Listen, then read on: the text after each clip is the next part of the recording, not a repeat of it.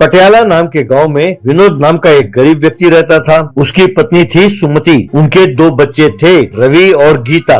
विनोद अपने छोटे से खेत में खेती बाड़ी करता था। उसके पास बैल भी नहीं थे, इसीलिए वो खुद हल चलाता था। जो फसल उगता था उसे काट कर वो खुद ही गाड़ी में लाद कर उसे बाजार ले जाता था बेचने के लिए। विनोद और सुमति दोनों भगवान को खूब मानते थे। वे दोनों घर में हर रोज पूजा लाजमी करते थे और निष्ठा के साथ मंदिर जरूर जाते।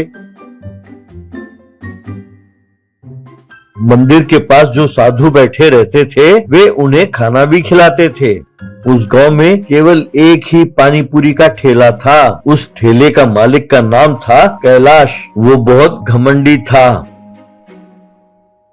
अगर कोई गरीब व्यक्ति उसके पास आता तो वो उसका अपमान जरूर करता। रवि और गीता पानी पूरी खाना बहुत पसंद करते थे। जब तब वे दोनों पानी पूरी खाने के लिए उस ठेले के पास जरूर जाते। एक दिन दोनों ठेले के पास आए और पानी पूरी खाने लगे। गीता, भैया उन्हें पैसे दे दो, हम चले जाते हैं। तब रवि, पैसे? क्या तुम पैसे नहीं लाए? गीता, मैंने सोचा कि तुमने बापू से पैसे मांगे होंगे, अब मुझे क्या पता, मैं तो पैसे नहीं लाई।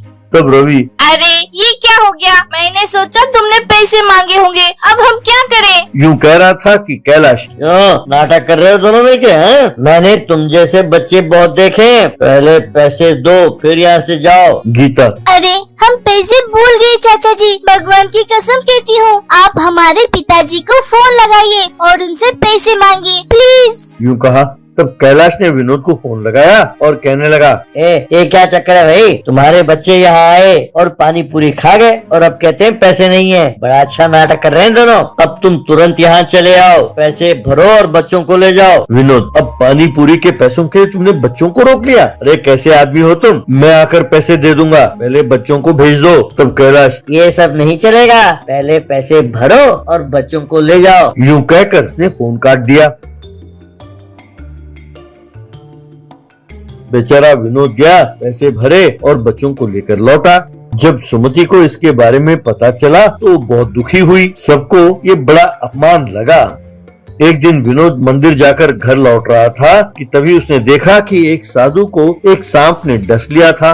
वो बेचारे नीचे गिर के जमीन पर छटपटा रहे थे। उनके मुंह से झाग निकलने लगा।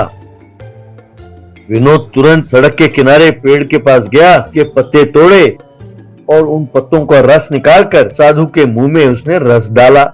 थोड़ी ही देर में स्वामी जी फिर होश में आए और उठकर खड़े हो गए। स्वामी जी, बेटा, जहरीले नाग ने मुझे डस लिया था, तुमने उसका जहर निकालकर मुझे बचा लिया। भगवान तुम्हारा भला करे। अब तुम खेती बाड़ी छोड़ो और कोई धंधा शुरू करो। ये कुछ बीज हैं, इन्हें अपने खेत में ले जाकर छिड़को। इन बीजों से जो फसल उगेगा बस उसी का धंधा शुरू कर दो। कहकर हवा में हाथ घुमाया तो कुछ बीज प्रकट हुए। स्वामी जी ने वो बीज विनोद को दिए।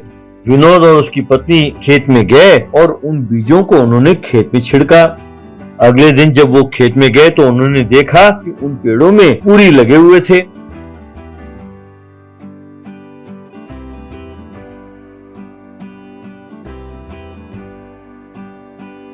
तब सुमति, अच्छा, लगता है स्वामी जी कह रहे हैं कि हम पानी पूरी का धंधा शुरू करें। अब से आप खेती बाड़ी छोड़ दो और पानी पूरी का ठेला लगाओ। बच्चे, अरे वाह, पानी पूरी, पानी पूरी, हम मुफ्त में खाया करेंगे।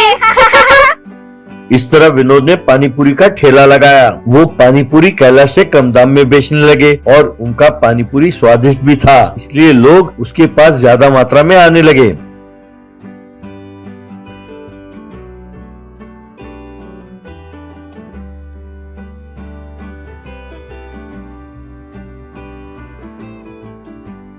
हर रोज विनोद खेत में एक टोकरी लेकर जाता था और टोकरी भरकर वो पानी पूरी तोड़कर खेत से ले आता था।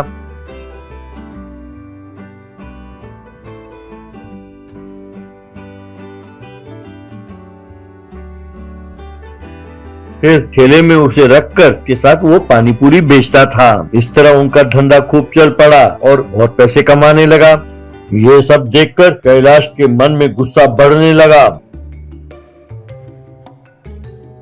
एक दिन कैलाश ने सोचा, ये कमीना मेरे साथ मुकाबला करता है, इसे सबक सिखाना होगा। यूं उसने सोचा। उस रात को कैलाश विनोद के ठेले में अपने पेट्रोल छिड़का और आग लगा दी। लेकिन हैरानी की बात ये थी कि उसके ठेले को आग लगी। उसके समझ में नहीं आया कि ऐसा क्यों हुआ और वो अपने बाल नोचने लगा। अपने आंखों के सामने अपने ठेले को जलता हुआ देखकर कैलाश बेहोश हो गया।